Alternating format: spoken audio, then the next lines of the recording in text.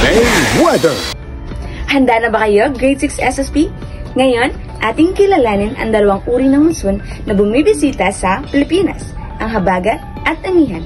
Alamin natin ang kanilang pinagmulan, epekto at kung paano tayo makakapaghanda sa kanilang pagdating. Ang tag-araw ay naiimpluwensyahan ng northeast monsoon o hanging amihan na nagdadala ng malamig at tuyong hangin. Ang hanging amihan ay umiihip mula sa hilagang silangang bahagi ng bansa at nagdudulot ng bahagya hanggang katamtamang pagulan sa silangang bahagi ng bansa. Ang tag-araw ay nagaganap sa mga buwan ng Marso hanggang Mayo. Ito ay nailalarawan ng kakaunti at madalang na pagulan pati na rin ang maalikabok na lupa. Sa panahong ito, ang ilan sa mga pananim ay namamatay dahil sa kakulangan ng supply ng tubig.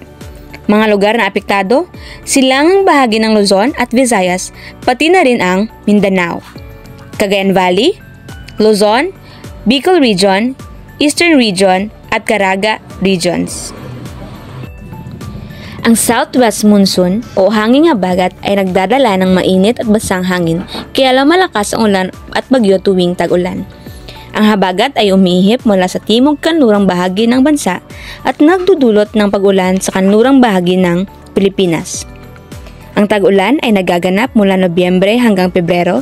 Ito ay nailalarawan sa pamamagitan ng madalas na pag-ulan na maaaring magdala ng baha sa mga mababang lugar, madalas na tumatama ang mga bagyo sa bansa sa panahong ito. Mga lugar na apektado, kanlurang bahagi ng Luzon at Visayas, Ilocos Region, Zambales, Bataan, Metro Manila, Ibe Magalona at Mimaropa. Yun lamang po ang ulat tungkol sa monsoon. Ating pakinggan si Miss Joanna sa karagdagang detalye. Laging tandaan, ang buhay ay weather lang. Back to you, Miss Joanna. GMA Weather.